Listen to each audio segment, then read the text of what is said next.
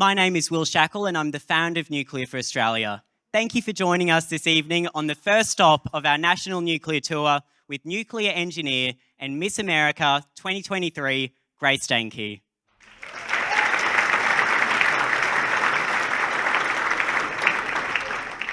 For those that aren't familiar with Nuclear for Australia, we're a non-partisan organisation with over 80,000 supporters. Our goal is to share facts and information about nuclear science and technology, and we advocate for Australia to embrace nuclear power. Our main speaker this evening is Grace Stanke. Now, please give me a moment because it will take a little while to introduce herself because, as you'd all be familiar with, she's fairly accomplished. It's not often that you find an athlete, engineer, musician, and a former Miss America all in one. Grace breaks misconceptions surrounding nuclear energy. During her year as Miss America 2023, Grace was named the new face of nuclear energy by the Wall Street Journal and was on the Forbes 30 Under 30 list for energy. While completing approximately 435,000 kilometres of travel, she finished her undergraduate degree in nuclear engineering from the University of Wisconsin-Madison. Since passing on the title of Miss America, Grace continues to advocate for the peaceful purposes of the atom, whilst inspiring the next generation of scientists, engineers, and mathematicians. In March 2024, Grace began work as a nuclear fuels engineer and clean energy advocate at Constellation, which operates the largest fleet of nuclear power plants in the United States. Outside of the nuclear industry, Grace is an avid water skier, classical violinist, and a travel enthusiast. Please give it up for nuclear engineer and Miss America 2023, Grace Stanke.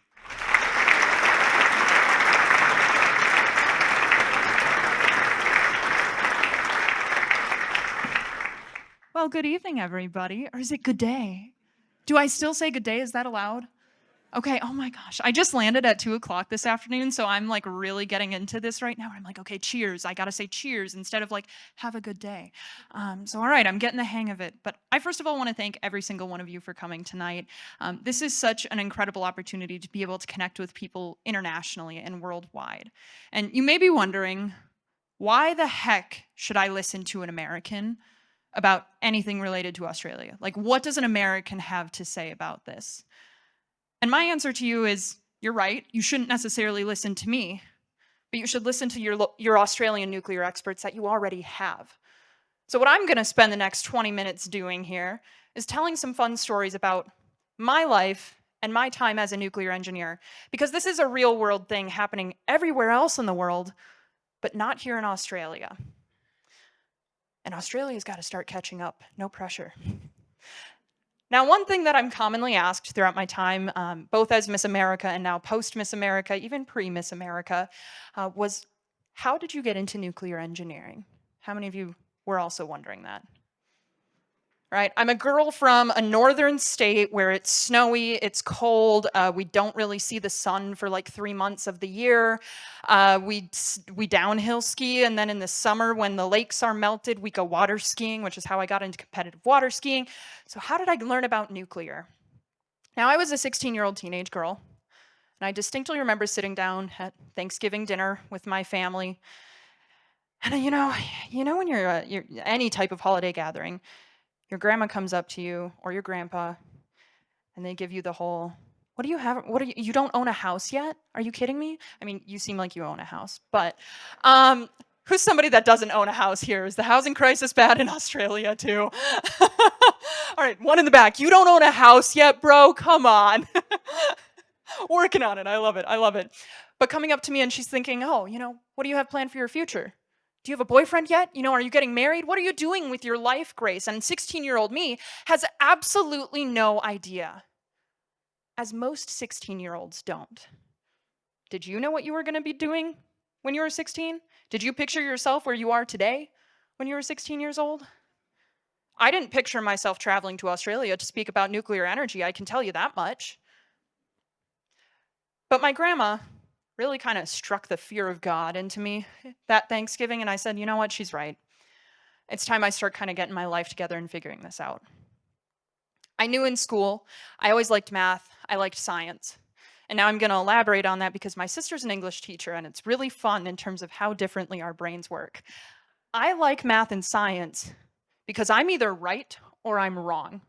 There is no in between. I hated getting an English paper back and a teacher would go, "You're so close, you're almost there."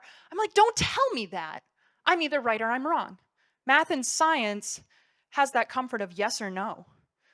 You're there or you're not there. That's it. My dad was a civil engineer. So growing up, he would take all three of us kids to construction sites and we'd watch bridges get demoed, and I thought it was the coolest thing in the world, which I will say in hindsight now as a nuclear engineer, the fact that I thought destroying bridges was really cool is a bit of a red flag, but it's okay, it's okay. But I thought it was cool because then I saw those same bridges get built sometimes in 3 weeks' time, usually longer because government contracting, but I saw my dad using math and science to help people live their daily life. I saw my dad using math and science to help build these things that would help people drive their kids to school. Maybe they're driving to go for a run just across the highway. Maybe they're driving to go to the grocery store. He was helping people live their everyday lives.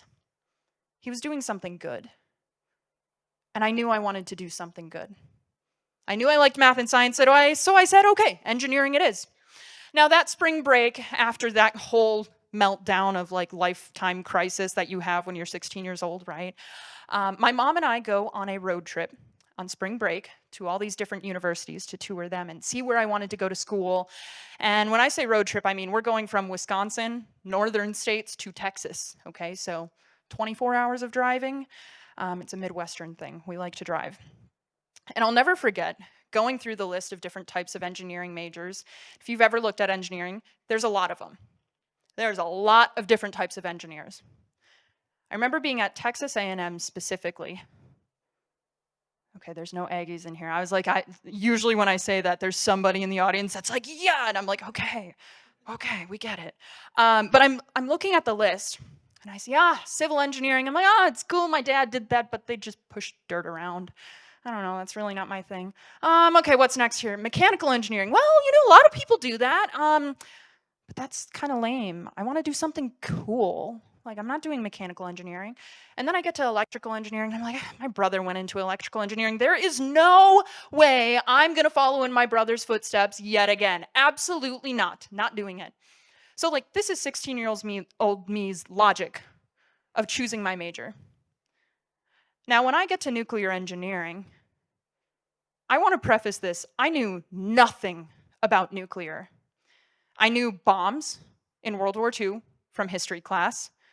And I was like, there's maybe 2 nuclear reactors in America. Maybe. Absolute maximum. No way there's more. No way. But I see nuclear engineering on that list and I go, man, what a flex it would be to say I'm a nuclear engineer. Imagine that high school class reunion.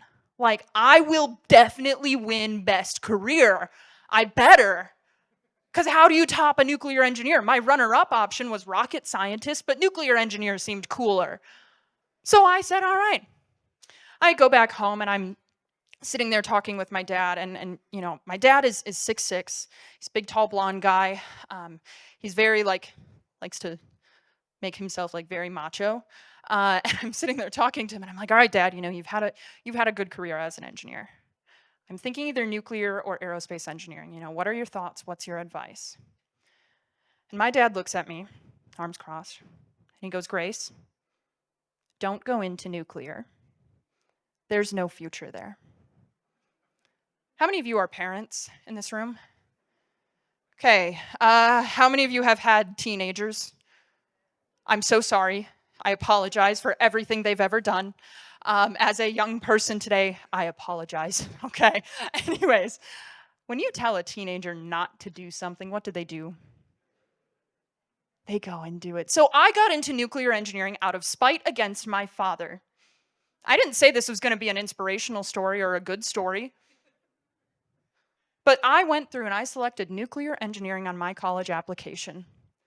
Now, realistically, I knew that if my dad was right, I will never admit it to him, but if my dad was right and there was no future in nuclear, I could always transfer majors and go into something like mechanical engineering. It's fine.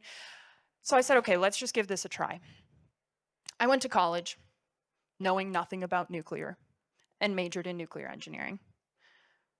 That first semester in school completely changed my mind about what nuclear science is. I learned that there is indeed more than 2 reactors in the United States. It powers about 20% of our country. There's about 94 reactors right now online, providing clean, reliable electricity. And for the communities that live near those nuclear power plants, their power is about 6% cheaper. When you compare states like Illinois, who gets 50% of their power from nuclear, to states like California, which is primarily renewables, California is $100 more per month in utilities. Now, that's not like an anti-renewables thing, because I do think that we need renewables and nuclear, but I won't get into that right now. That first semester in college, I learned that nuclear medicine is all around us. Every 1 out of 3 times you see your doctor, you're likely getting treated by some form of nuclear technology. If you've ever had a surgery, the tools are sterilized using radiological isotopes. Or if you're someone like my dad, who's a 2-time cancer survivor, maybe you've had radioactive therapy. My dad is alive today because of nuclear medicine. That was the best I told you so moment of my life. Going back home, hey, there's no future for me. There's no future for you, buddy. It didn't go exactly like that, but it goes beyond medicine and energy. Nuclear is a part of our everyday lives, too. How many of you like bananas? How many of you have eaten a banana in the past week? Okay, you have ingested more radiation than you would get exposed to from living near a nuclear power plant for a year. Bananas are radioactive. How many of you have had avocado toast recently? Guess what? Avocados are radioactive. So sorry. Granite countertops in your kitchens? They're radioactive. How many of you have smoke detectors that are up to date? Every single one of you should be raising your hands right now. I am a nuclear engineer and safety is the utmost priority in my occupation. Those smoke detectors use radiological isotopes. The reason they keep beeping when you take the battery out is because of those isotopes. I'm so sorry that you are at your wit's end when that smoke detector is still going. But there's a reason for that, because safety is the utmost priority. Now, I learned all of these things where I said, man, if I knew nothing about nuclear and if the public hates nuclear and there's such a negativity around the word nuclear and it's already doing so much good in the community around me, imagine how much more good it could do if we had public support. Imagine how much more good it could do if we had government support, not just for energy, but for medicine, for home life development, for everything. Imagine if we truly supported nuclear. So now 17-year-old me, a year wiser, greatly wiser, said, all right, I'm going to start talking about this. Going to take action. So I would go back to my local high school and I'd tell them about nuclear science. Say, all right, nuclear power plants, they're just fancy hot rocks boiling water. There's a little bit more to it than that, but that's what it is at its core. Some nuclear people, I heard some nuclear people got that pun. Okay, that was unintentional too. I'm really proud of that. Anyways, I went back to my high schools and I spoke about nuclear. I went to Rotary clubs, business meetings, women's clubs, anybody and everybody that would take me in to talk about nuclear science. Now, during this time, I'm also a freshman in college. College is really, really, really expensive. It's not cheap. I don't know, what is it like here in Australia? Do you guys have? It's not great either. Okay, cool. So being a young adult in college at the time, I couldn't pay for my tuition bills. So I seeked out scholarship opportunities. That's where the Miss America program came in, actually. I started competing at the local level to help pay for school. And I ended up competing for a while. I continued to do my grassroots work with nuclear advocacy and going to even state legislators and talking to them. And that was the coolest thing in the world because I had the opportunity to speak with the people who are directly making the decisions that can impact policy. That was incredible. And I was 18. And I cared. And I put in the work and I showed up. And people listened. And I listened to them throughout all of that. Still to this day, one of my favorite things doing things like this is, yes, I'm going to stand up here and talk to you for a bit, but now afterwards, I can learn from you guys. I was doing that before. It was great. People should always learn. Now, I ended up becoming Miss Wisconsin, which is the state title holder, in June of 2022. Now, when you become a state title holder, it's a full-time job in a way. You know, you're kind of like a contractor. They'll have like fairs request you, and you get to go to fairs and like hand out corn on the cob or like crown their festival princesses and stuff like that, right? So you get to do all sorts of fun stuff, but you also get to go and present on your social impact initiative, which for me was called Clean Energy, Cleaner Future, talking about how can we transition America to a clean energy grid. Now, throughout this time as Miss Wisconsin, you get event requests. And usually I have the information all ahead of time, and I'm like, okay, sounds good. But there's an important thing that at this point in time, as Miss Wisconsin, I had an experience that had changed me, and not in a good way. You know, I talked about how I was excited to talk to people about nuclear. I had this one event that scared me a lot because I was up on a stage and I said, hi, my name is Grace Stanke. I'm Miss Madison 2021 or 2020, and I'm here to talk about powering our future with nuclear energy, and yada, yada, yada. I said my whole little spiel, and I passed off the microphone to the next person. And I had someone come up to me afterwards, and they tapped me on the shoulder. And they said, Grace, are you really a nuclear engineer?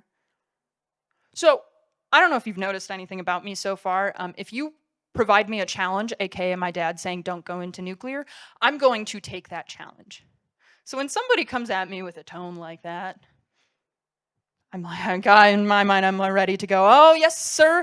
I am a nuclear engineering student at the time, and nuclear is clean, it's effective, it's reliable, it's safe, and I think it's one of the key ingredients to create a good, strong, reliable energy grid here in America that not only provides high-paying jobs, but also provides strong communities for people to live in around them.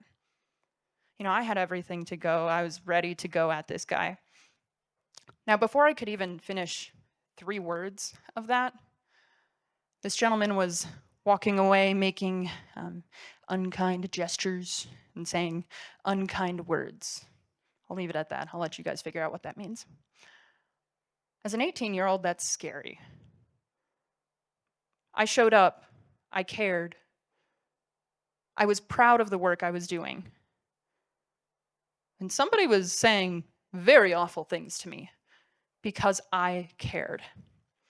Now, my super wise 18-year-old brain went and looked at this person, and I'm going to be very honest and very direct in how I say this.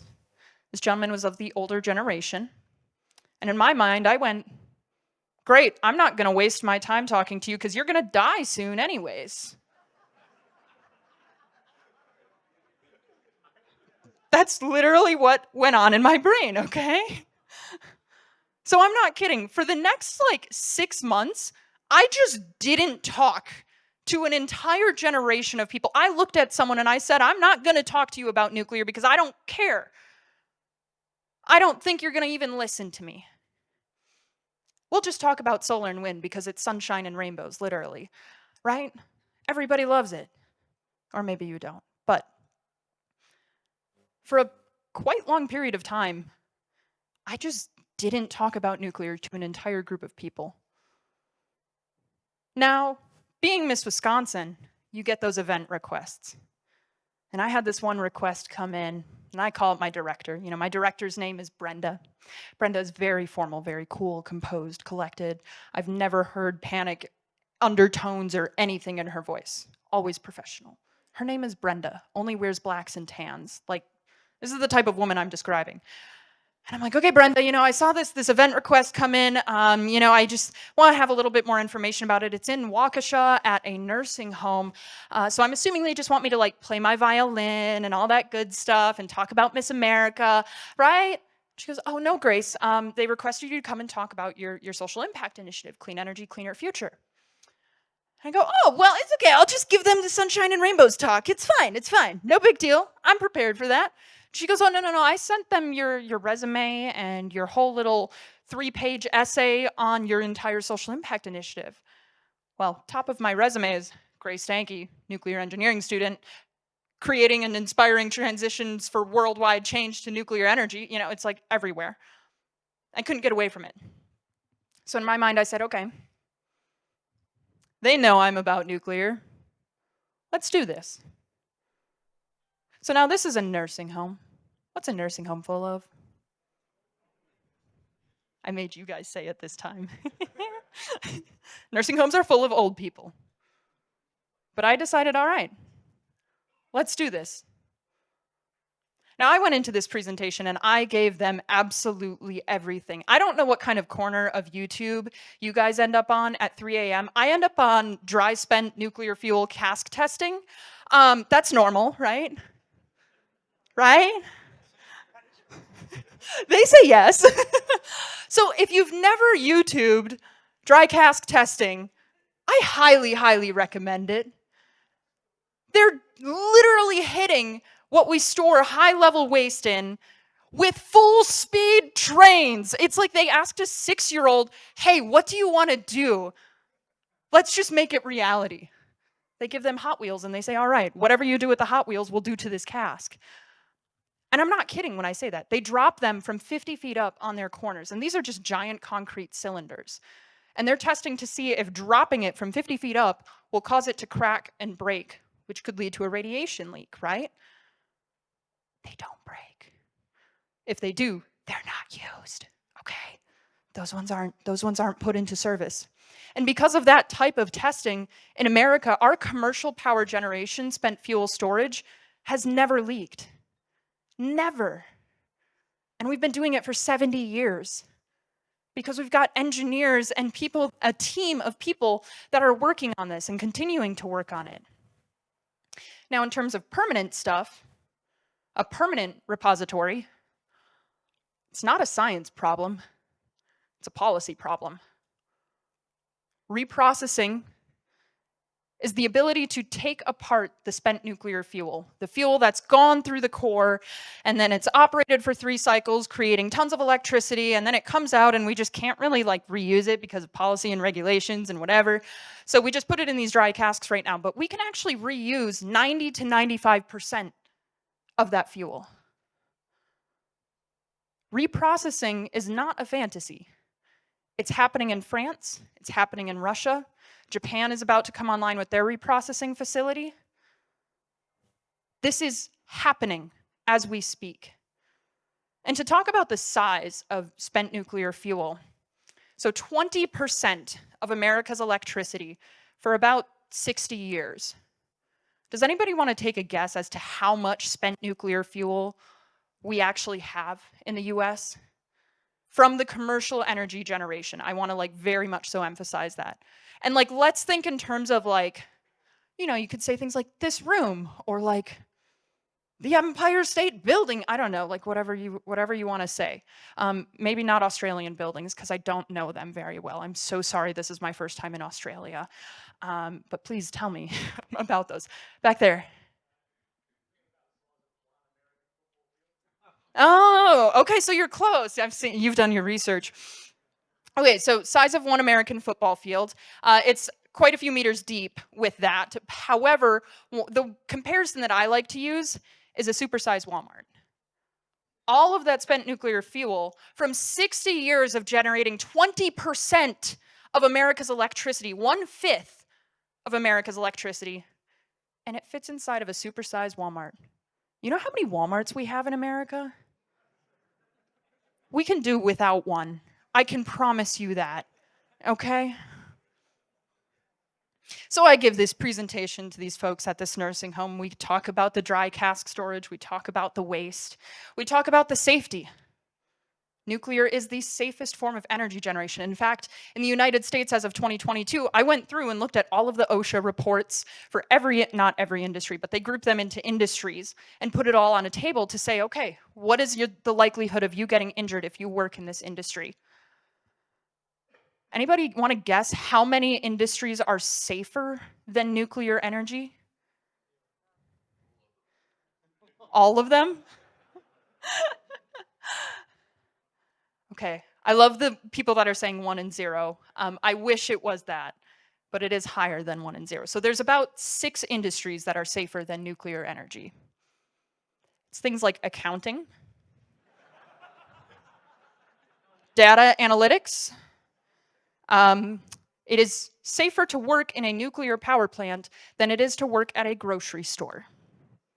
Just to put this into perspective. And I think that's pretty incredible. Now that brings me to a second story here about what is it actually like to work in nuclear energy. So when I was 18 years old and had just started college, I had this wonderful global pandemic happen in the middle of my college career. I lost an internship. I panic applied to anything and everything that had the word nuclear in it. And I ended up interviewing for a co-op position with Constellation, the company I now work for. A co-op is kind of like a glorified intern. You just stay longer than 3 months. You know, they're like, okay, we want someone that like understands the system but can work on a project for 6 months. So I interviewed for this co-op. I had no intention of taking it. I'm like, hey, it's good interview practice at least. But we'll see what happens. And then I got the offer in summer of 2020. And as a college student who was struggling to pay for college, when they say, hey, we'll pay you, I'm like, I'm sold. Count me in. Now, keep in mind, at this point in time, I'm a nuclear engineering student who got into this field out of spite, and I've had 1 year of undergraduate schooling. I barely know what a neutron is at this point in time. Seriously. So I go and I start working for Constellation, and those mentors are incredibly patient and kind, and still some of actually my best friends to this day that now they're my coworkers. Now I go through and I create this low power physics testing simulation, which is a lot of jargon that we don't need to get into, but I create this program that is meant to get implemented into 12 different nuclear power plants across the entire country. Now I'm going to repeat that. I, a 18-year-old student who got into this field out of spite and has 1 year of formal education in nuclear engineering, made a thing that is going to get implemented into 12 different nuclear power plants across the entire country. Do you trust that program? I was the creator of the program, and I'm like, absolutely not. This is not going into 12 different nuclear power plants. I don't trust myself. Now, I sat down with my mentor. His name was Jason. Jason was a saint, genuinely so patient. And he said, okay, Grace, what I want you to do, we've got all of these different review procedures and all of these different checklists that you can use as a resource. Review it on your own. Get it so you're actually comfortable with this and you're proud of it. So I go from 20% confidence, and I spend genuinely 4 weeks reviewing this code, trying to break it, trying to put in, you have like the input needs a number, put in fish, try to break this code in every way possible. And by the end of those 4 weeks, I got to like 80% confidence. So I call up Jason. I'm like, all right, Jason, what do I do now? Like, what's the next step? He goes, okay, send it to me. He does the same exact thing. He goes through, he tests it, he tries to break it. He does everything he can to make sure that it works and it does what it's supposed to. And now this is like a dude who actually knows what's going on, right? He actually knows what this is supposed to do. When he says yes, my confidence, I'm like, I'm at 95% confidence now. Like, let's go. Like, good job, Grace.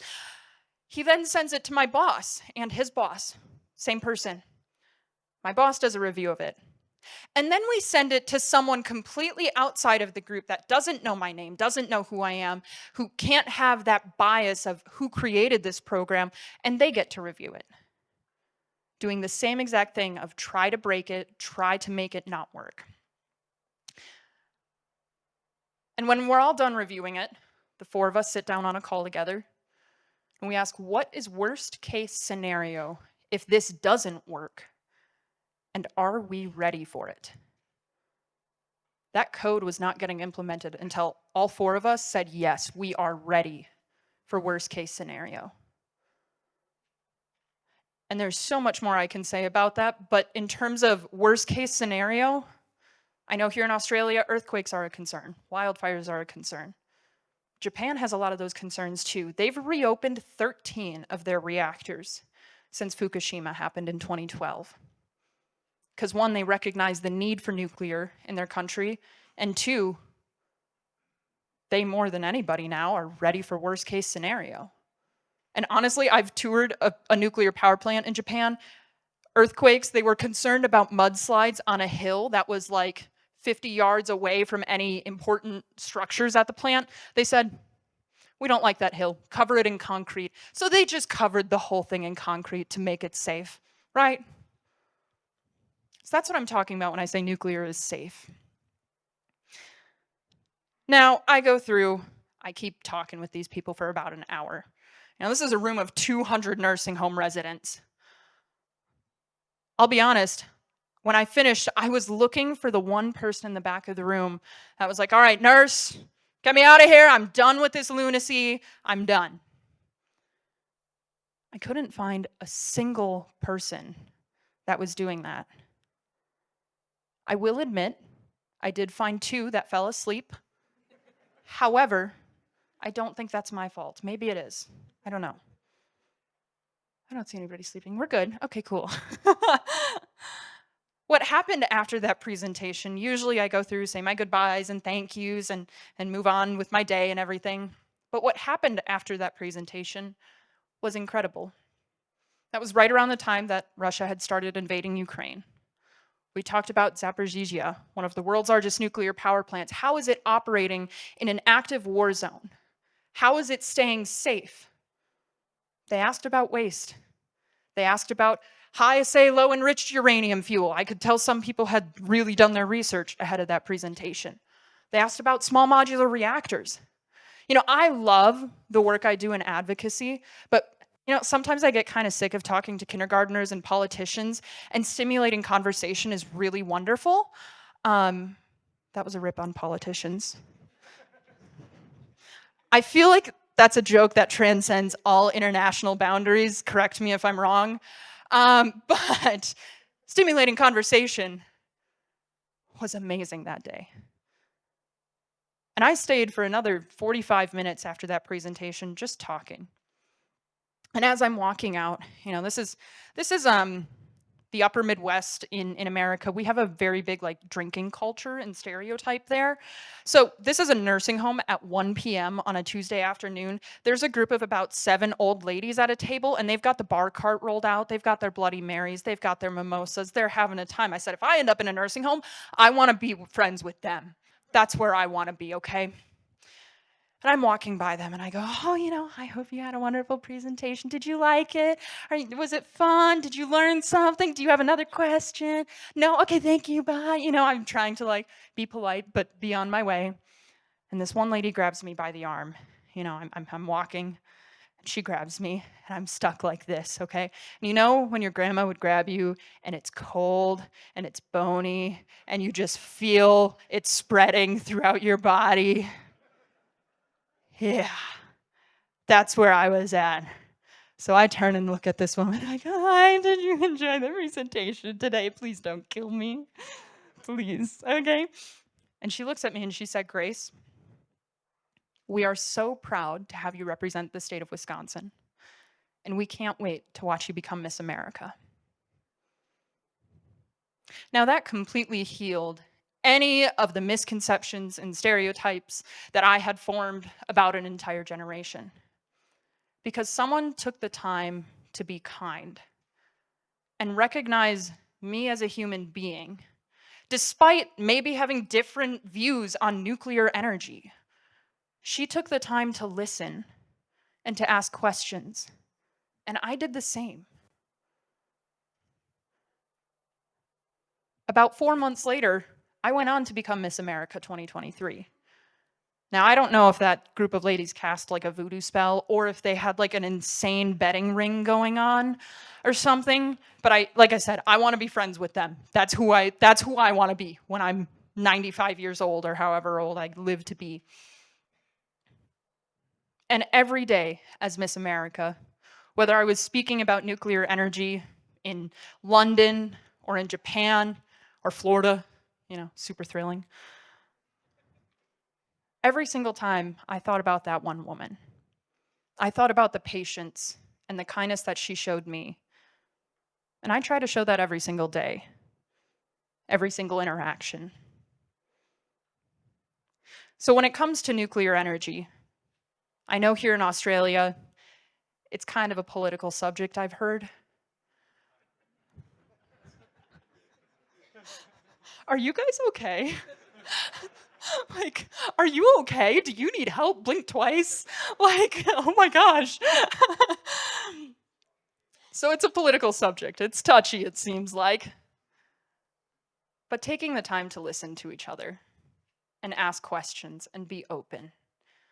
If I had to take a guess, 5 years ago in America, nuclear was still a pretty polar subject. It wasn't as extreme as it is here right now, but it definitely had a he said, she said, or like that side and this side type of situation. Most people fall in the middle. Most people say, hey, I care about the climate. I care about reliable energy. And I care about doing the right thing. I've heard about nuclear energy, but I also what about the waste? What about the safety? What about cost and building? Like, what about all these things? Ask those questions. And tonight, we have that opportunity for you to ask questions. Not just to me, but to your Australian nuclear experts too, because you guys have some. You have a lot.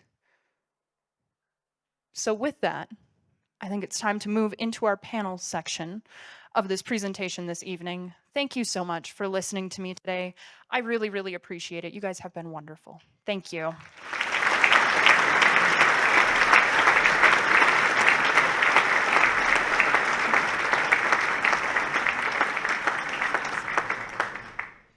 Well, thank you so much again for Grace. If you could do another round of applause for her, just to recognise.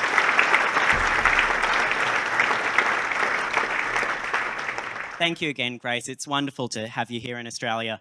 This takes us to our panel discussion. Grace will be joined up on stage by some of Australia's best nuclear experts to discuss nuclear power and how it could work in Australia. First up is Mark Schneider. Mark, like Grace, is from the United States. He holds a bachelor's degree in nuclear engineering and has 23 years of nuclear power experience.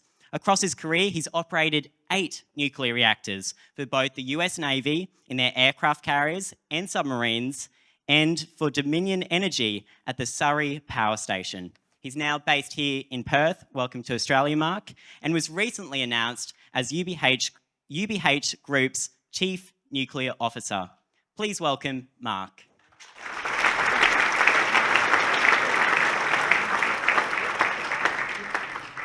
Next up is Jasmin Diab. Jazz is a nuclear security specialist with decades of experience in the Australian nuclear scene. During her 22 years of active service in the Australian Army, she provided operational and training support in countering chemical, biological, radiological, nuclear, and explosive threats. She has a Master of Nuclear Engineering, is the Managing Director of Global Nuclear Security Partners Australia, and is the President of Women in Nuclear Australia. Please welcome Jasmin Diab to the stage.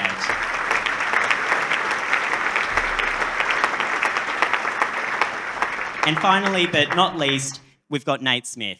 Nate led the legal approvals and community engagement to launch Sandy Ridge, Australia's first radiological waste disposal facility located in Outback WA. He's been invited to speak globally on his successes in consent-based siting in the field of radiological facilities. Nate holds a Juris Doctor with high honours from Emory Law School and a Bachelor of Arts in Foreign Affairs with distinction from the University of Virginia. And a quick note that Grace, Mark, and I will be visiting his site, Sandy Ridge, tomorrow morning. So we're going to have to wrap up the event with some time so we can all have a rest before that. With all of that said, please welcome Nate Smith to the stage.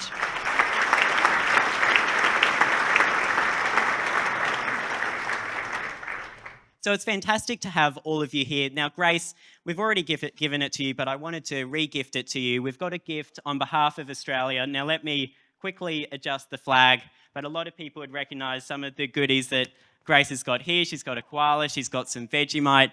Maybe next time we'll work out a way for her to do a live taste sampling of that. But I still don't know what Vegemite is. She'll learn tonight. She'll learn tonight, and Somebody said delicious. That's all I heard. Well, it's notorious, so we'll make sure to share maybe in the next presentation how Grace goes with that, and I'm sure you'll see that on social media and her reaction. So to begin the panel discussion, I had a question, and I think it's important given where we are in Western Australia, and it is, why are we actually having this discussion here in Western Australia? Why does nuclear even matter for Western Australia? And Jazz, could I get you to answer that question first up? Yeah, thanks, Will. I moved to Western Australia just over 12 months ago. I had lived here previously, being an army person that moves around a lot. And when I came back at the start of last year, a lot of people were like, oh, nuclear, great for the East Coast. We don't need it here in WA. We've got plenty of sun. We're good to go. And that got me curious. So I investigated the Swiss, the Southwest Interconnected System, which is the power grid that we rely upon here in WA, predominantly in the south. And it is probably the most vulnerable power system in Australia, if not the world.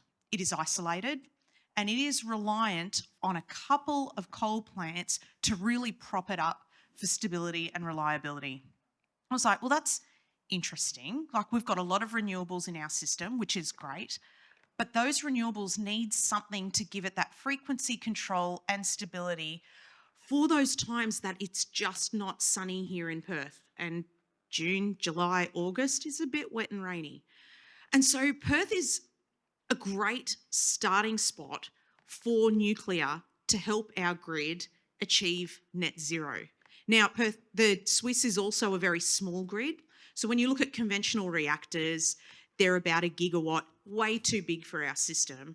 But things like small modular reactors and micro reactors are perfect for the WA system to be able to support not only that reliability and stability, but to also support those industries that we have in the south that we're losing because of the instability of our system. Things like alumina smelting, other manufacturing and fabrication industries.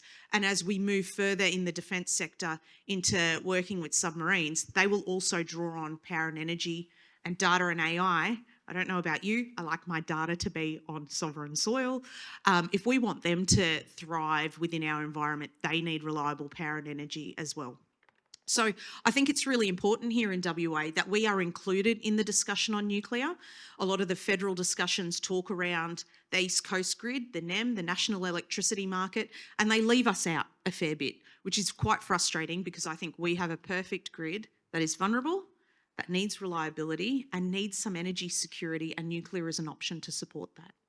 And I think in addition to that, a lot of the time people forget that nuclear power is more than just clean electricity to the grid. I'm wondering if any of the panel would be able to provide some context of the many different applications of nuclear power plants and even some of the new applications which are being looked at the moment. Mark or Grace? Yeah, so you can use the heat to do centralized heating. So winter months, you can do direct piping heating. China's actually exploring that with some of their Gen 4 reactors they're putting on the grid and have gone online recently. So you can use that application. Desalinization is another aspect. You see those big giant cooling towers? All they do is you see water vapor coming off of it. A bunch of that water actually condenses and falls back down as part of the cooling capability. So you could use your waste heat as a form of desalinization, right? I know that one of the big concerns that a lot of people talk about is the water issues. I hear the term nuclear is thirsty, but if you're working at a nuclear plant that's on the ocean, I can use my waste heat as a desalinization Now I have fresh water I can pump into not only into my reactor, but I can pump it into my community. So my nuclear reactor is now providing electricity, it's providing clean, safe water, it's providing heat in the winter. So there's all sorts of opportunities you can do with nuclear from that. I'll add on, so two applications, radiological isotope production, so different types of medicinal isotopes or other things like that is something that can come out of nuclear power plants, and then additionally hydrogen production as well. So, we're seeing this sort of shift in the transportation industry where all of a sudden people are like, do we want EV powered cars? And now we've got car companies that are like, we're going with a hydrogen engine. I think it was BMW that just announced that they're like, we've got it figured out. So now we've got this whole like new fuel problem there, but we're not here to talk about the transportation. We're talking about energy. I also want to add in, you talked about how people say there's a water problem in Australia. So we have our second largest nuclear power plant in America. The only reason it's the second is because Vogtle 3 and 4 just came online in the past 2 years. But the second largest nuclear power plant in America is in Arizona, outside of Phoenix. Arizona is pretty similar to Perth today, like 110 degrees Fahrenheit for me. What is it? It's like 41 Celsius, right? 42, something like that. And dry heat. They actually use runoff from the city as their water supply. That's one of their supplies of water, is they use all of the different runoff from the actual city nearby, from Phoenix. So even though you think, okay, we don't have plentiful rivers flowing beautifully through valleys and mountains, you don't need that to have water. So there's many different opportunities and avenues to get that coolant source. Now, I think it's appropriate because we've got 3 panelists here who have a background in the United States. And Grace, as you mentioned, there's a lot going on in the United States with nuclear energy. And I was wondering if you guys could give a bit of a background with that, particularly under the Biden administration. It was announced that the US would triple nuclear energy capacity, which, when Grace told us there's 94 reactors currently in the UK, you can only imagine the number of reactors which are going to have to be built in the US in order to meet that goal. So I guess, why is the US talking nuclear again, and what are they talking about? I feel like I should start this one off. As much as I hate to say it, I kind of thank like the tech bro named Chad who works for Google and Amazon, because the tech companies are needing this clean, reliable energy for their data centers, right? We've actually seen 3 nuclear reactors now in America that recently decommissioned. They announced that they're coming back online because electricity demand is growing that much in the next couple of years in terms of AI, power demands, and data centers and things like that. One Google search using AI takes 10 times as much electricity as it did before without AI. So this power growth is incredible. So there's this renewed interest for nuclear. And under the Biden administration, if you haven't heard, we're no longer under the Biden administration. But so going through the Biden administration, there was a lot of different bills at the federal level passed in support of nuclear. His Inflation Reduction Act had the 45Y, 45U, a bunch of tax credits that are super awesome that nuclear is looking to keep. And I think it's very likely that we'll be able to keep that under the Trump administration. And one thing this is my personal opinion, okay? That's my little legal disclaimer here for the next statements. Looking forward in the United States with these 3 reactors that could restart, that decommissioned in the past 5 to 7 years, they have announced that they're going to restart. So we're kind of out of options for like quick stuff. Even South Carolina had a nuclear power plant that was under construction and it was abandoned in 2017.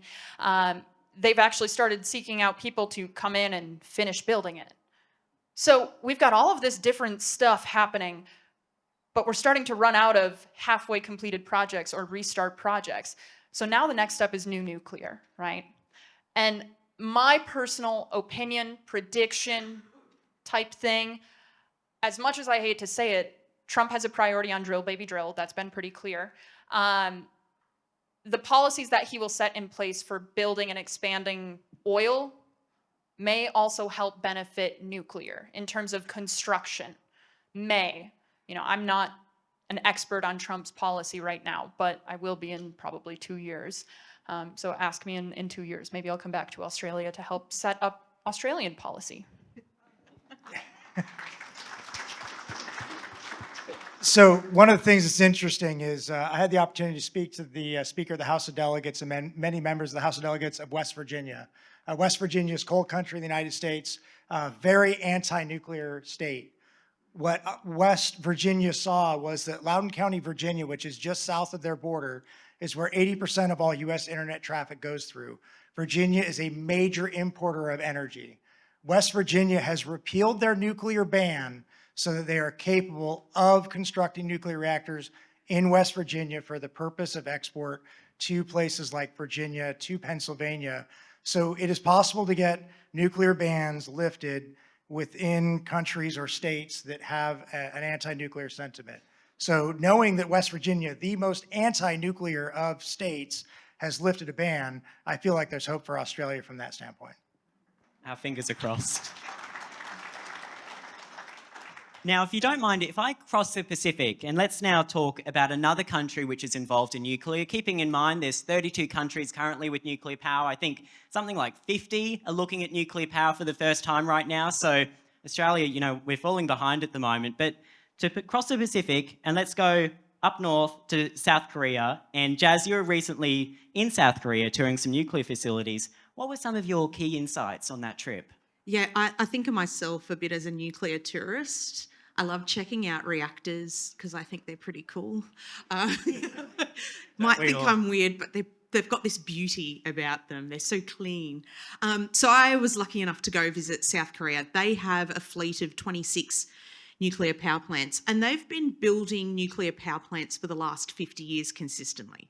So they have a well-established supply chain and industry to support their nuclear program. And they have, over the last decade, exported that talent, and they delivered the Baraka plants in the UAE on time, on budget, using that Korean efficiency and engineering.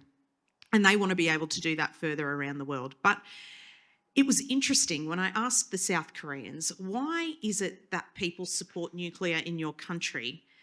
I was thinking maybe it's because it supports their industry, it has good jobs, it's clean energy. Every time they said it gives us energy security so we can stand on our own 2 feet. We can't produce anything else if we don't have energy. And that really took me by surprise because I don't think that's a lens that Australians see our energy system. We don't see it as a national security priority. And so being able to see what they've been able to achieve and what their plans are, because they plan to continue expanding their nuclear fleets. They want to get into the small modular reactor game. They want to be able to export that. They also want to be able to power up some of their smaller communities with small modular reactors. It was really fascinating to see a country that has really taken pride in its industrialisation through its nuclear program. And they said that in doing this, it didn't just lift an industry, the nuclear industry, it lifted all their engineering disciplines across every part of their industry. So Korean engineering is some of the most world-class engineering you'll see. And it is because the nuclear sector has forced them to be able to do that, to do things safely, to design things well, to plan them and build them efficiently and effectively. And so I think that the South Korean story is actually a really interesting one to look at because they're a country that have done it on their own predominantly and have built a completely self-sufficient, less fuel fabrication, or not, they do fuel fabrication, less fuel enrichment. They do everything themselves. Now, I should have mentioned this, but you can probably see the QR code up on the screen, and that's so you can send in your questions. Obviously, we got so many questions from the majority of you in this room, so it's going to be impossible for the panel to answer them, but there will be an opportunity in about 10 minutes or so where I'll be reading a few of the questions. I'll also note there's been a few interesting ones that I've just been going through, and we'll get to them in the proper, Q&A section, but Grace, a note from Jeremy, for future presentations, instead of Walmart, he has a list of suggestions, but one of them is the Lodge. And if anyone knows what the Lodge is, maybe Grace, you can use that at Parliament House. That's where the Prime Minister Now resides. I need to know, what is the Lodge? It's the White House of Australia, so... Oh, God. I feel like that's so... Yeah, or Bunnings. I don't know if I can use that. If not, you've got the Opera House in Sydney, in Melbourne. Jeff, fun one. Shed. I'm not from Melbourne. People might be familiar with that. We've got the Gabba in Brisbane. You'll be going to the Gabba, so you'll get to see what that looks like. And an Adelaide Festival Centre. So, Jeremy, thank you, wherever you are in the audience. Thank you, Jeremy. Shout out, Jeremy. Those were You're the some best. excellent suggestions, and I'm sure Grace will be citing you in a future presentation, so thank you. Now, to continue. Now, I had a follow-up, and Jazz, you might want to answer it, or someone else might want to, and it's in terms of the fleet effect. And something that I've noticed, I haven't been to as many nuclear plants as all of you guys, and certainly you guys have worked in some as well, but one of the key challenges is obviously in terms of cost and building them, economically. And something that they've discovered is when they build, the nuclear reactors in a fleet, that brings down cost because you've got that built-up learnings and that knowledge. So I was wondering if someone could, expand a bit on the fleet effect and how that could apply in a situation like here in Australia to, bring down the cost of deploying a civil nuclear powered program over time. Yeah, I'm going to take this one. So I had the opportunity when I was in the Navy to do 4 tours at Newport News Shipbuilding. And they build half the United States submarines, and they build all of the aircraft carriers for the United States fleet. Through the late 2000s, going into 2016, their partnership with Electric Boat, the other nuclear shipbuilder for the U.S. Navy, they were building on average 1 submarine per year. And they were getting so good at their process, the supply chain was functioning, and it was working like a well-oiled machine. They were building them for 90% of the cost and 9 months ahead of schedule. It wasn't until we did a magic step jump to 2 a year that the industries could not keep up and the shipyards were not ready, that they've gotten behind. You'll hear this, I'm sure, in the future, if you talk about AUKUS, that the U.S. is struggling. But when you have a good system with a supply chain that's designed to support it, that is supporting it, you will get early builds under budget, and you get a good, high-quality product. Those submarines that were coming out were some of the best submarines that have ever been built for the United States at that time. The opportunity to work on several of them, we're talking from the crews that were building it to the crews that were manning it, just the best products I have ever seen in my military and nuclear career. I might add on to that because we've got 2 global examples we can see at the moment. The UK, which I kind of call maybe a little Noah's Ark of reactors, where every single reactor is completely different. They have different engineering designs, which blow out times it takes to build, and they don't have a really easy way to use fuel efficiently in all these sites. And whilst they've got a great nuclear power program, it's a bit of a hot mess, to be honest. Compare that to the UAE, who made the decision up front. They were going to build AP 1400 reactors, and they're just going to keep building them one after the other. And that fleet effect, learning lessons after building Unit 1, they learnt them for Unit 2. By the time they were building Unit 4, they had made so many efficiencies and their supply chain was really rigid that they had a really great product. To the point now where they want to expand and build Units 5, 6 and keep going because they've just kept the one design. And yes, you're taking a risk having one design. That means that design has to suit every single site you're wanting to put that in, which in Australia is a bit difficult. We're a lot larger than the UAE, and each of our states have completely different access to different sorts of resources. So it's a tough challenge. What design do you pick and how do you roll that out? But it is a big consideration that I try to explain to policymakers that if you are going to embark on a nuclear power program, we need to make a decision on a fleet and stick to it, not try and penny packet different reactors, because that's where we'll end up with similar to a UK scenario. Now, I've got Michael has sent through a message on Slido, and I thought I might just add it for Grace's reference. The message is, Grace, don't leave the lid off your Vegemite, you'll create a biohazard. So that's another helpful note from the audience. What is Vegemite? Now I'm scared. So, look, I guess that wasn't the point of Slido, but if you want to use this as a recommendations for, Grace's travels in Australia, that's okay, and we'll pass them all on to her. Now, I am mindful that we obviously do want to get to the questions, so I'm going to speed it up a little bit if that's okay. And we're going to go from that international context to now talking a bit more just about, all the developments that are actually happening in nuclear energy at the moment, technology-wise. Now, like, phones, computers, cars and planes, nuclear reactors are obviously a lot different today than when they were, decades before, in the 50s.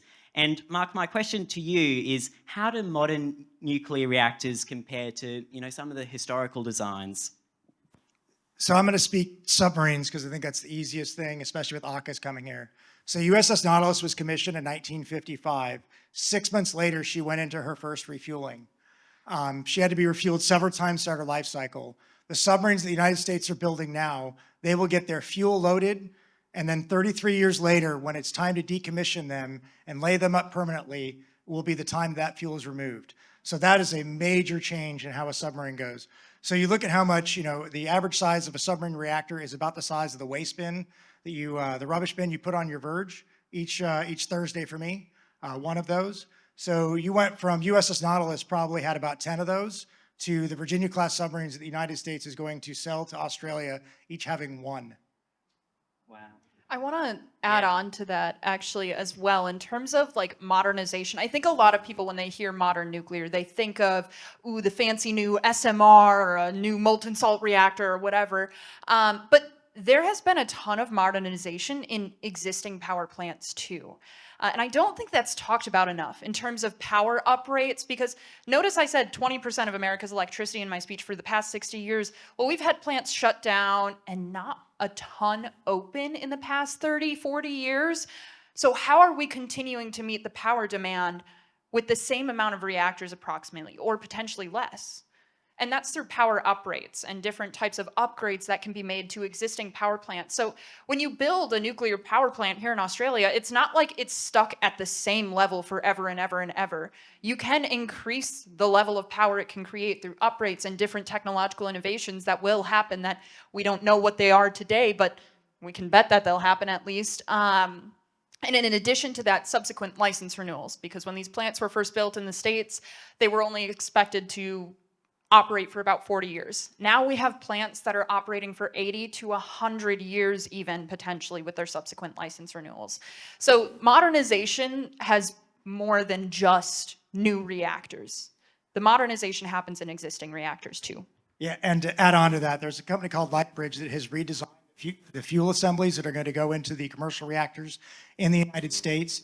They'll be able to extend the life of the fuel by 33% and uprate all reactors in the United States by 17%. So just by changing the fuel out, that uses the same existing structures that are in the reactors now. In a normal fuel load cycle, I can extend my my maintenance periods from every 18 months to every 2 years, and then I can uprate my reactors by 17%. So 15, that's a huge amount of power. That takes our uprate to like 26% power. The engineering portion of my role is literally like working on that from the commercial side. So it's just cool that you brought that up. Anyways, that's it. Now, Mark, you had a question you wanted me to ask you, and it was, and we're going to specifically ask you, does anything scare you about nuclear power? Obviously, you've got 23 years working right next to, nuclear reactors. What scares you? So I got this question asked to me on a radio interview recently, and it's the best question I've ever been asked by anybody when it comes to nuclear energy. And the reason why I think it's such a great question is that the things that scare me are burns, so like thermal, steam, electricity, and high pressure air. Notice I didn't say anything about radiation there, right? So when it comes to protection, I was the fire brigade commander. I had to wear big, thick firefighting ensembles, face protection. I fought electrical fires on board every single submarine I've served on board aircraft carriers, and at the commercial plant. I've dealt with all that. I've had to rack out breakers at the commercial plant wearing big, thick arc suits in case that the breaker explodes while I'm operating the breaker. When I go into containment to do work, I'm wearing paper. I protect myself from radiation and radioactive material using paper. Everything else at the plant requires big, thick, heavy material that actually shows how scary it is. Now, to continue on the conversation, and again, very mindful, we need to be able to, for me to be able to present all the questions to the panel. But you can probably notice that Nate has been sitting very quietly at the end, and this is the part of the discussion where I wanted to get him involved, because he's the guy who knows all about the nuclear waste, being one of the only people in Australia who is able to manage a part of it. Now, Nate, you're in the radioactive waste industry. I'll give a bit of more context about Sandy Ridge after, but sort of on the same lines to Mark. Does anything about radioactive waste management scare you? Spiders scare me. Well, You don't want to be Spider-Man? man, wait till you see the spiders here, Grace. So I'm getting my citizenship. I just applied. I've got 4 little kids here. I'm never leaving this best country in the world. So, but I am from the States. Look, I'll say maybe 3 things about waste. Okay. The first thing I want to note is I think it's really important to say, we're a proud WA-based business.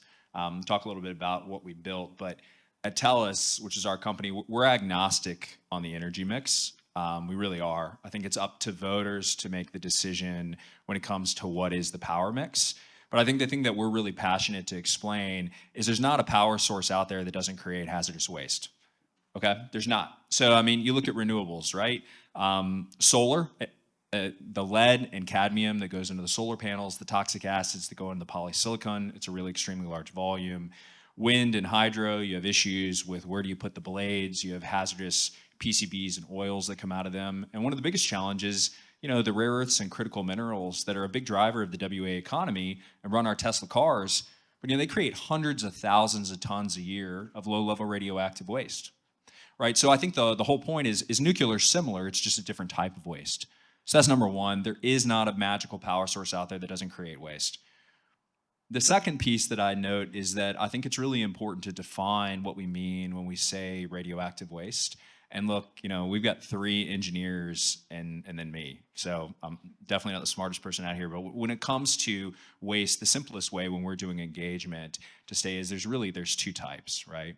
There's low-level radioactive waste, which is what already exists all over Australia. Okay, it's in the rare earths industry, it's in water filtration, it's in uranium mining, it's in the nuclear medicine we have that Grace mentioned.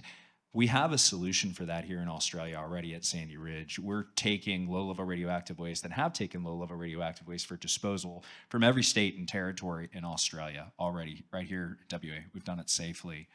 It's really interesting because, and this is kind of what you were talking about, it's 30 years or 50 years before a fuel cycle is shifted out in an AUKUS submarine. The real day-to-day and year-to-year waste issue is not the nuclear fuel, which is the second one. It's actually the low-level radioactive waste. That's the challenge for the next 3 decades, is what do we do with the low-level radioactive material? And most countries don't have a solution. We luckily do at Sandy Ridge. The second type of waste is the nuclear fuel, which I think is what everybody talks about. That's the high-level waste. That takes a different type of disposal mechanism, which we can talk about. Look, the third one that I'll note, and then Will, you want to talk more about Vegemite, but the other piece I'll just note is that, again, here in WA, we're a mining-driven economy, right? Everyone here, there's chemical waste that moves every day on these roads that I'd argue is a little bit more challenging than low-level radioactive material, which is like gloves and PPE. You talk about, I know Jazz used to do this back in the day, ammonium nitrate, right? Mixes with diesel and you have a bomb. Mercury, PFAS, forever chemicals, that stuff never disappears. Low-level radioactive material and high-level waste, it does have a half-life where eventually throughout geological time it becomes inert. So those are the things I'd say. I don't think it's about fear, but it's just like any type of waste. All power generation has challenges. But here in WA, for 99% of it, outside the high-level waste, which we need a solution for in 3 to 4 decades, we already have a solution. Now, So can I add on? Because I do have a fear when it comes to nuclear waste, and this comes from my time working at Surrey. So U.S. stores all of its nuclear waste on its sites. And so we have a security diesel out there, and periodically I had to go out there. And my biggest fear was forgetting some piece of equipment, having to tell on myself forgetting it, and then getting crapped all over because I forgot that piece of equipment and someone had to drive out there to bring it to me. So that's my biggest fear of nuclear waste. But I think it's important to note here because, again, talking to a new community is just learning about nuclear waste. The high-level waste is stored on most sites, but the low-level radioactive waste actually goes for disposal at 2 analogous facilities like Sandy Ridge. That's correct. That's important. Now, look, I did have another Vegemite suggestion from Nicole, but like I feel like This is after hard-hitting Nate's, stuff. after Nate's comment, I can't do that. So Grace, you'll get that tonight if you haven't already fallen asleep after your busy day today. Now, very mindful. I think I've said this a couple of times. I'm just going to run through these questions very, very quickly. Where are we? The first one is in terms of the rest of the nuclear waste equation, and Nate, I think you briefly mentioned that, but what are some of the solutions which we could be looking at for, particular the spent nuclear fuel, and how would that theoretically, how could it be managed in Australia? Yes, so a few things. So again, low-level radioactive waste has a nationwide solution, and we could take 280,000 tons a year at Sandy Ridge without expanding, so we can solve it for everything. That said, when you talk about dealing with permanent disposal of high-level waste, which is the smaller amount. So for an SMR, and Grace, correct me if I'm wrong, from SMR, at the end maybe the size of a bathtub. For a larger reactor, maybe the size of a house. You need a different type of disposal. Sandy Ridge it's what's called a near-surface geological repository. It's like an open-cut mine covered by this big air dome, and you dispose of the material about 30 meters underground in clay. What you need to dispose of nuclear or high-level waste is what's called a deep geological repository. So what you need is a place that's dry, right? You need a place that's seismically stable. We have some of the oldest rock formations in the world. And I think as Grace said, you said it's not a technical challenge, it's a policy issue. I'd add something a little bit different. I think finding permanent geological disposal, it's not a technical issue. It can absolutely be done. It's a social license issue because it's very challenging finding communities that are willing to accept these.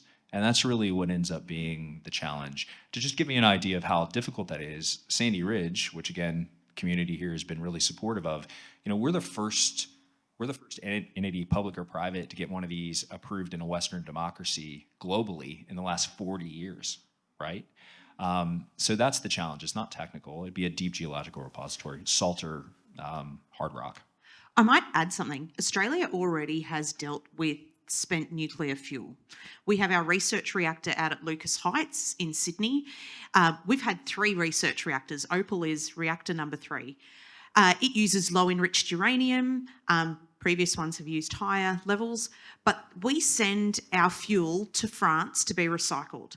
They take out the plutonium, they take out the uranium. That is then used to power French power reactors with a mixed oxide fuel. We then take back the fission products that can't be used in fuel, and we currently, at the moment, they're stored on site at ANSTO, and that's deemed intermediate level waste. It's not at as high risk as the pure spent fuel that's high level waste that has a lot of heat generation, but it's not quite low level waste. And that's something we already do.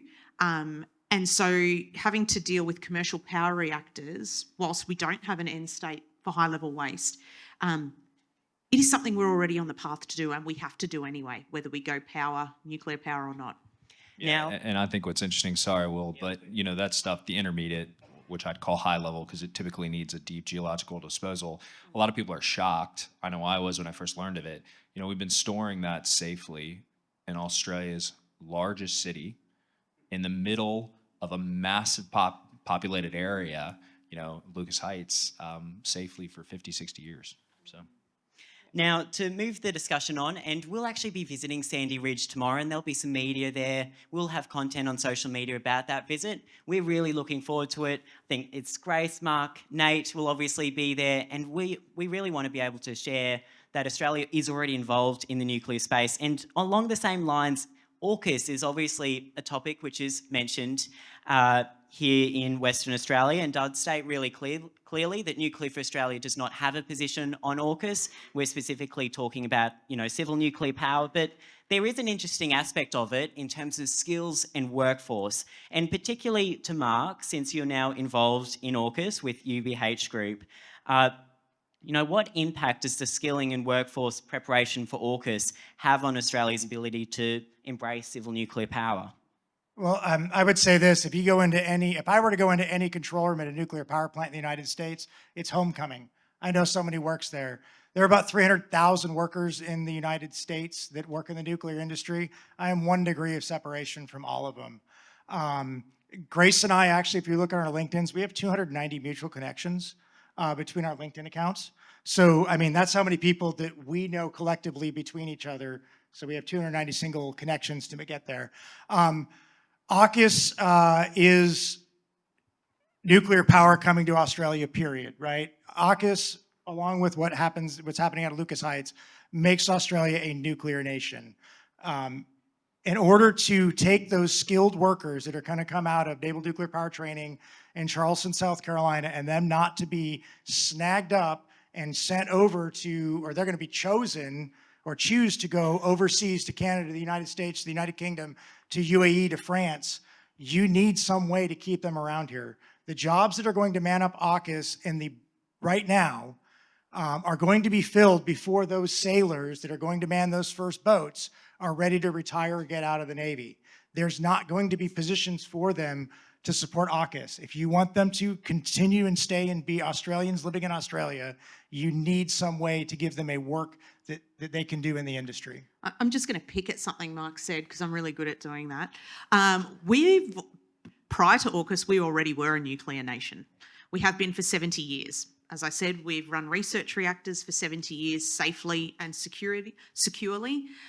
We produce some of the world's most in-demand nuclear medicine isotopes. There are only certain types of neutron-generating reactors that can produce some of these isotopes, and we do that here in Australia. And there's a network of about 3 or 4 of these reactors globally that do that. So if our reactor shuts down, it impacts global nuclear medicine supply for some of these certain isotopes. We also have radiation safety officers at mine sites all across the country because it's not just uranium that is radioactive. You actually get exposed to more radiation mining a whole heap of other rare earths and minerals. And so we've got radiation health physicists all around Australia that do that every single day. We are not new to nuclear, and it's actually quite exciting as someone who's been part of the industry for so long here in the country that we can actually speak openly now. We were kind of hidden and closeted, and you'd go, I do nuclear, and people would either run away and freak out, but now you can talk about it and people are curious. And so this isn't new to us. We have regulators that are well established and world renowned and sought after by other countries to help establish that too. So we already are. Submarines are just an addition. Okay, I hate to like make this go longer. I'm so sorry. But I think one thing that's important to mention too through this like workforce subject of nuclear power plants is nuclear power plants employ more than just nuclear engineers. Like so much more than nuclear engineers. During outage season at a 2-unit power plant, you can get up to 3,000 employees on site. Maybe 20 during that time are like degreed nuclear engineers, true to like most people are trade workers. They're mechanical engineers, systems engineers, they're nurses working in fitness for duty, they're firefighters, they're communicators, they're security. Like nuclear power plants employ so much more than just nuclear engineers. So this isn't just a workforce for future nuclear engineers. This is also a workforce for literally almost any Australian. I'm a firm believer that like whatever you do, I promise you there is a place for it in nuclear. If you don't think there is, I will help you find one, I promise. And by the way, those workers that come to the outages often come from hydro plants and coal and oil and gas plants as well. So they are working not just nuclear. I mean, I've had fire watches and I've had mechanics that have come and they've got their nuclear uplift to go do that. And I've worked side by side with those guys while working out of the plant. So, but going specifically from the naval perspective, Australian submarine force is 900 strong. I think they're looking to expand about 4,000. About 45% of that's going to be nuclear trained. Those high-skilled workers, you want to keep them in Australia, or I'm telling you right now, my friends in the US are going to steal them from you. Now, Remember I said, come find me? now, Jazz, this is the last question from me, and then we're going to get to the audience questions, and I apologise for the delay. I know we started 10 minutes late, just to allow everyone to enter the room. But Jazz, say if we started today, the bans were lifted, how long would it actually take to have a nuclear power plant operating in Australia? So I would caveat this answer with a lot of the timelines are dictated by politicians and their political will to actually make a change to support the Australian community. So if you could lift the ban tomorrow, get legislation through Parliament, you could start doing your site feasibility studies, your social licence, your upskilling of a workforce, going out to tender to see what designs are most appropriate where. That would take about 3 to 4 years, potentially 5 years to do all of that properly. You could then turn dirt and have neutrons on the grid a following 7 to 10 years later. So you're talking about, they are long timelines, but you're talking about a reactor that is going to be there for 60 to 80 years. You're not replacing it in 15 years. It's there for generations.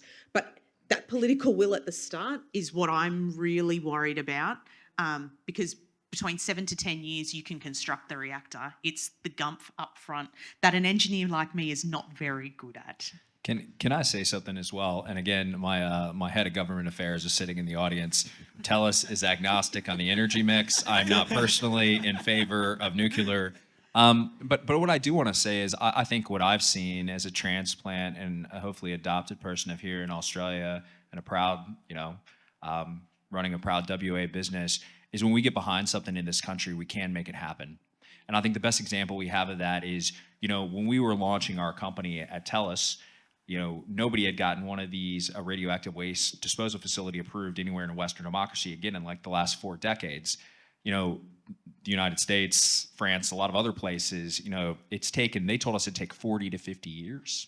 And it cost, tens of billions of dollars. And, no offense to the Commonwealth, that kind of has. But we did it. We did it about 7 years, and we did it for somewhere around $100 million. Right? I think that, my suggestion, again, totally agnostic on energy mix, is I do think that if you unleash the private sector, and particularly the know-how of WA business people, I think these things can happen because, look, we opened up a radioactive waste facility that people said would take 40, 50 years, and we did it in 7, so. And I can also add in that what I know about the regulatory policies that are being written, they are agnostic to submarines. So meaning that it doesn't necessarily have to, the word submarine is written all over it for the ANPERSA regulations, but it doesn't mean that you couldn't translate, you could replace submarine with civil nuclear. Like you could literally copy paste what is written in there and 90% of that or 95% of that would be ready. So from a policy procedure, I think Australia's already moving that way. We already have those in place. Yeah, I understand. Yeah. From our So, and so the regulatory system isn't the big concern, it's political will. I think that would hold anything up, which is a real shame because that's why it needs to be bipartisan. You won't get nuclear in any country if it is a one-sided affair. Do you notice that, Will is over there, old people, I know. shut up. I know. No. What I was going to Sorry, say, Will. Will. All good. All Sorry, good. Grace, we're old. We're so old. If this was in my perfect world, we'd be going on for hours and hours and hours, but unfortunately we can't. So this is the official end time, but we're not going to stop. I'm going to allow about 20 minutes for me to ask ask the panel some of the questions you have all sent through, if that's okay. If you need to leave, if you've got to have dinner or something like that, just please, you can quietly leave. But if you want to be able to, hear the panel answer some of your questions, and we've tried to select a, diverse range of questions to get to all of the, major and, sometimes controversial topics, that will be that next 20 minutes if everyone is okay with that. And hopefully the people at the back, the team, are also okay with that because I've got no indications at the moment that that is not okay. So to start off, first of all, from Arabella, do you agree that what the Labor Party is stating about nuclear energy increasing energy bills in Australia? Who wants to answer that one? So this is a really interesting one because I think the cost of nuclear is not well understood in Australia and it's not well communicated. And that's because it's hard to model a system that has a high upfront capital cost, very low operational costs, but high lifetime against something that is short-term, low capital cost, but low energy output that has lots of operational costs along its lifetime. So it's almost comparing, and I hear this all the time, apples to oranges. They're not the same thing. And so a lot of the models that go out there only take a slice of that energy market and present it. And you can skew it to be nuclear's cheaper, renewables are cheaper. Whichever way you want to skew that argument, you can do that. So what I'd argue is we actually need an independent analyst to do a full system cost, to look at what is the cost of electricity generation, what is its capital costs, what are its costs for operation, what are the costs of transmission and distribution, which then result in what are the costs to the consumer at the back end. And we haven't seen that. I mean, the Frontier Economics report was kind of angling towards there, but it still misses a fair bit of stuff. And so what we really need is an independent energy analyst to do that, to show us. The US Department of Energy released their liftoff report last year. It did a comparison for the Californian grid. And I think that's probably the closest to the Australian grid, heavy renewables, little bit of nuclear in the mix there. And when they modelled that, it was 37% cheaper with nuclear in the mix for people's power bills than if they didn't have nuclear in the mix and they were going off pure renewables with a bit of battery in support. So I think that's probably the closest we've seen. You're trying to trigger me? You're trying to trigger me. Because the other thing that, and I get fired up about this, right? When you look at renewables, and just like even as you describing it, nobody thinks about the endpoint. People think about the creation, the generation. Nobody talks about the waste. And again, Ryan, I'm agnostic on nuclear energy. But the same thing is the fact of the matter is, solar panels, like 10% of them actually get recycled. And most of it goes, like, there's a huge cost as well to the waste components of renewables as well. And again, just as there is with nuclear, but I think that's another piece that's missing from the modeling. And I think, frankly, agnostic again, but I think it's something that WA and Australia can provide because we already have a solution for the low-level waste, which again is the year-on-year challenge for the next 3 to 4 decades. And I guess, obviously there'd be a lot of frustration. Sorry, I'm so sorry, Grace. I'm so sorry. No, I realized I just need to not. No, I'm so sorry. I just want to get through as many questions as possible, if that's okay. But obviously, I think there'd be a bit of outrage if we didn't mention the Gen Cost report. And I think that's being presented as probably what Jazz said, that full system cost. And I was wondering, Jazz, could you explain, what you think about Gen Cost and what some of the other experts have said about Gen Cost? Because it's certainly not set in stone, the credibility of that report. Yeah, so the Gen Cost, the secret is in the title. It's the cost of electricity generation. It is a report for people that have a lot of money and want to invest in power production. So it's not a report for us as consumers. It does not tell us what our power bill is going to result in. It's telling you that nuclear is expensive because it's no secret. Nuclear has high capital cost because you have to build a reactor that is safe, secure, that has a heap of other buildings that support it. So its upfront capital costs are high compared to a solar farm or wind farm where you put up solar panels, wind turbines, and you don't really have a workforce that's required to do much more once it's established. So it's always going to say nuclear is more expensive because that is the cost of generation to somebody who wants to build a power generating facility. That's why I say we need someone to do a full system cost, because as consumers, we're not getting the data that tells us what's our power price going to look like. Because what we pay for every month is the distribution, the transmission, what the wholesaler is paying for electricity that they're paying for from the energy producer. They're the bits we're paying for, and none of that is covered in Gen Cost. And I think how it's being portrayed in the media is not fair to us as consumers because it's being portrayed as the cost to consumer when it's not. It's the cost of generation. Now, the next question, and I just asked the panel if we could just leave it to one person answering each question, if that's okay. I'm just mindful, like I'm looking at Slido and there's 70 questions which have been sent through, and unless we want to stay here for 70 more minutes or even longer, look, we can maybe do that, but it's just going to be very difficult in addition to the pre-submitted questions.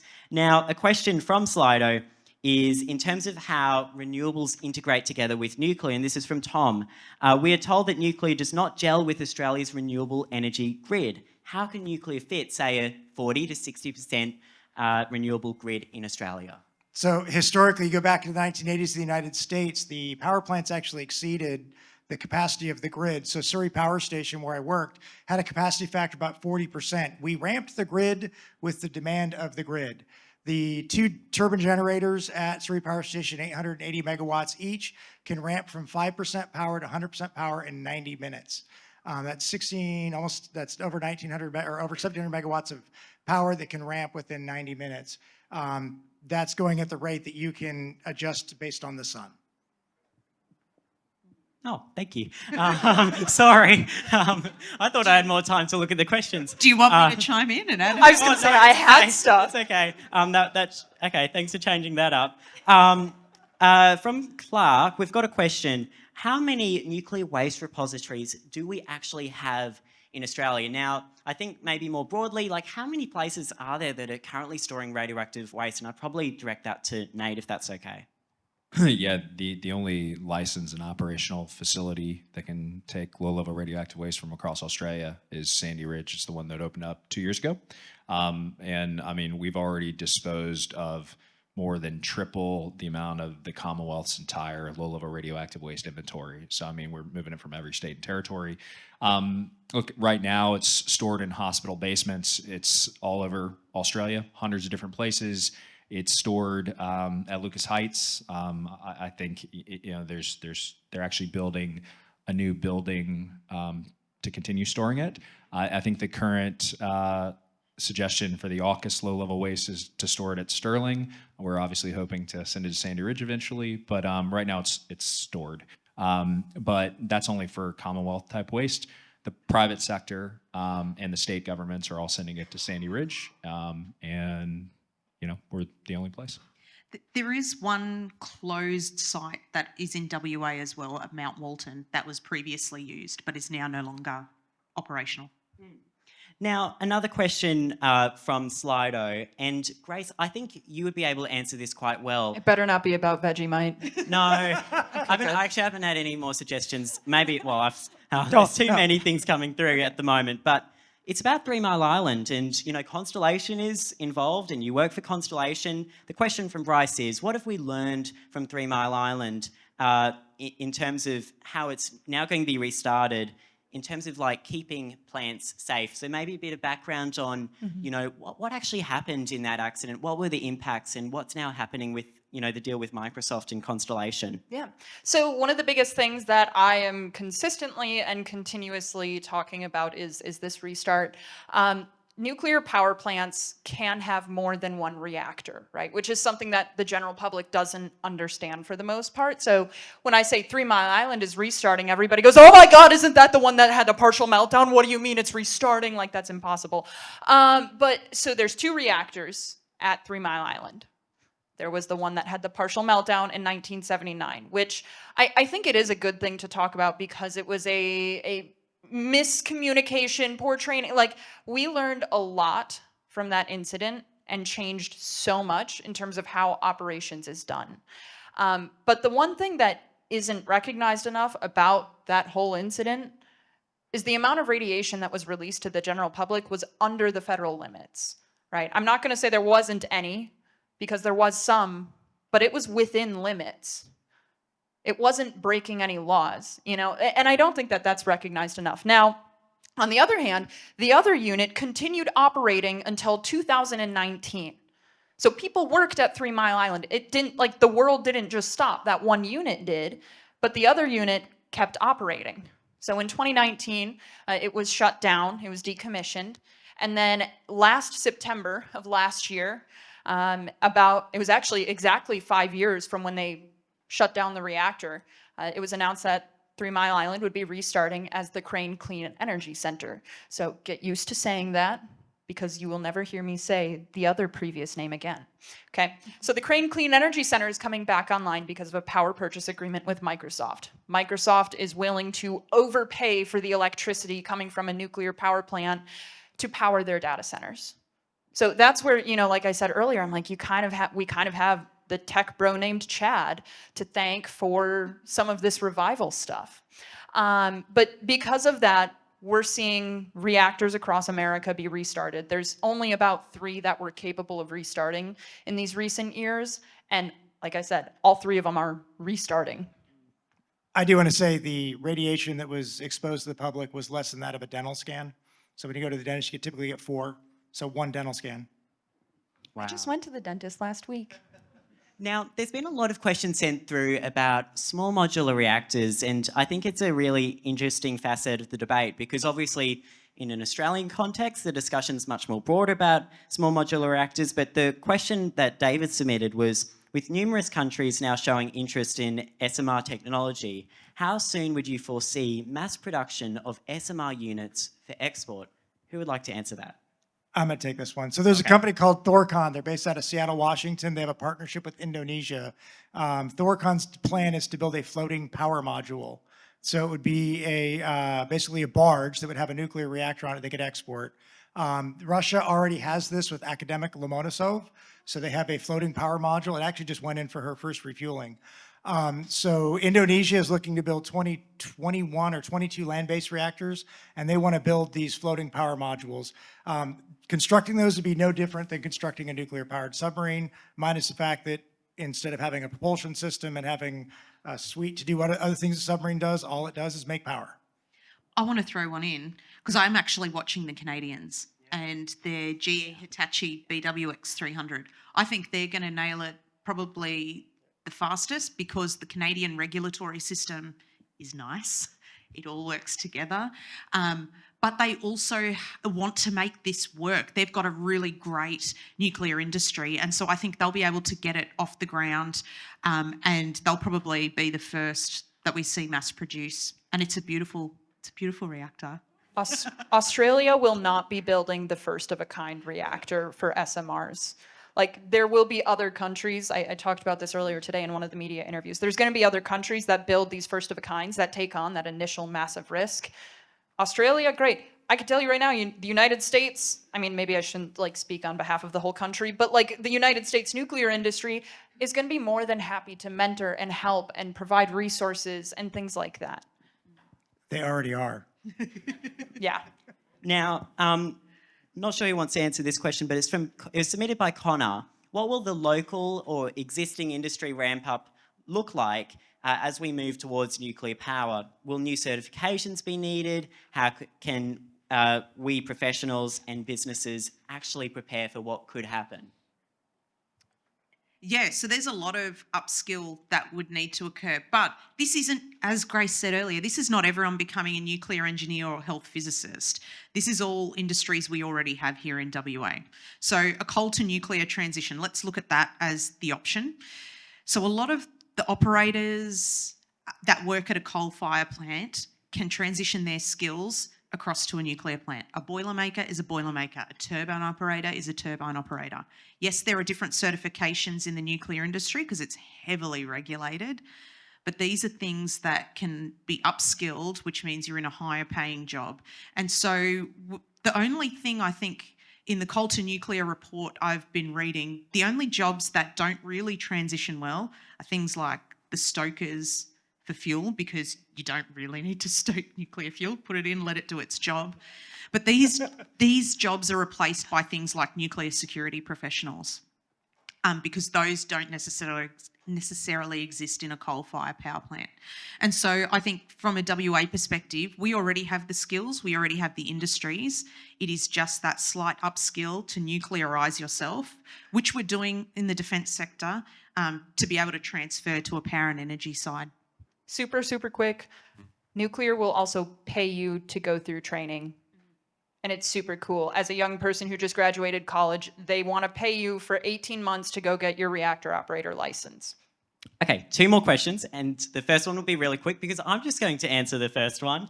From Peter, what are the key legislative changes needed to allow nuclear and industry to proceed in Australia? If we haven't been clear, I think the great first step is to actually just lift the nuclear bans at the federal level, which is a pretty easy thing for Parliament to do. And then there's obviously the state and territory prohibitions.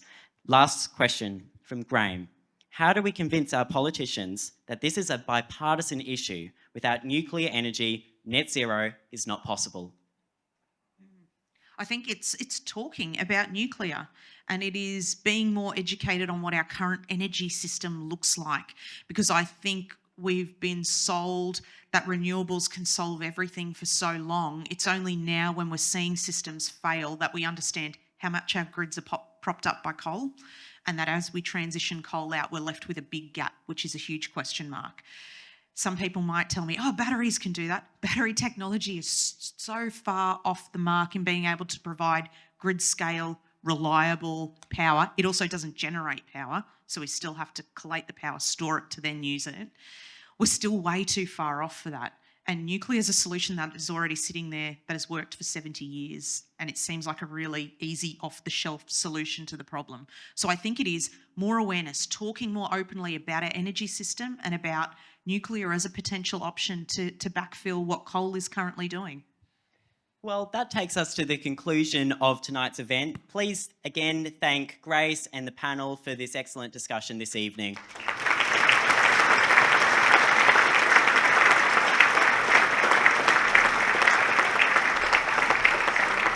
We really do hope that all of you took something away, whether it's discussion or even the Q&A at the end of it.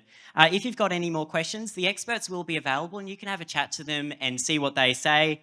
If you want to learn more as well, please head to nuclearforaustralia.com where we've got some fact sheets and some other information. Obviously follow our social media pages because we'll be keeping you up to date with this whole tour and how that goes. But that's a great source of information that we'd refer people to. Now, in terms of how this event is closing, Grace and the other speakers will be here for around 30 minutes, might be less because we've gone a bit over. If you want to take any pictures, just come to the front. We'll probably make a queue and you can take pictures with Grace and the team in front of the media wall here. Doors will be closing at some point, but we'll let you know when that is because obviously things have changed. Now, finally, if you've missed out on merchandise, there is some at the back where you can collect. If you want to donate to our campaign to support our work, like I said, we're a non-partisan grassroots organisation. We relied on the support of all of you to actually make this tour possible. You can head to nuclearforaustralia.com, and also the team at the back have got QR codes where you'll be able to scan and get straight through to that page to visit our website. Now, with all of that said, thank you to everyone who's helped put this together. I should mention that, our cinematographer, our AV, all of our volunteers in the audience tonight. And that's done for me talking. So thank you for joining us tonight. I hope you enjoy the rest of your evening. Thank you.